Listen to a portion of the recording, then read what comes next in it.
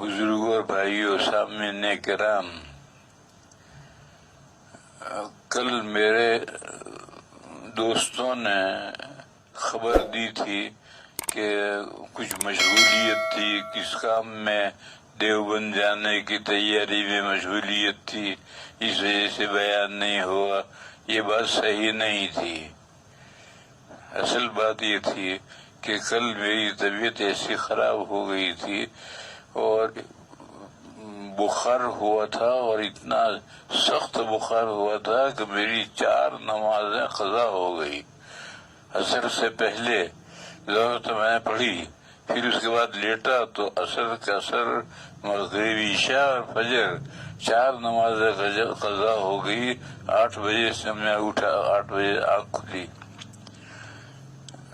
اس لیے بیماری کی وجہ سے یہ بیماری یہ ذہن میں رہنی چاہیے کہ کورونا نہیں ہے۔ میں نے آج خون ٹیسٹ کرایا تو رپورٹ یہ آئی کہ یہ نارمل بخار ہے، عام بخار ہے، موسمی بخار ہے، یہ کورونا نہیں ہے۔ بہرحال آج بھی بیان کرنے کا پروگرام نہیں تھا۔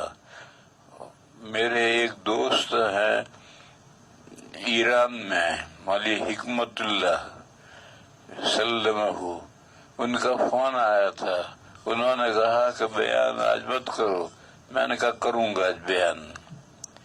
ایک بڑے آدمی ہے کراچی میں، مولانا عبدالرؤف، ان کا فون آیا تھا کہ بیان کرنا ہو تو مختصر بیان کرو۔ میں نے کہا یہ بات ٹھیک ہے، مختصر بیان کروں گا، تفصیلی بیان نہیں کروں گا۔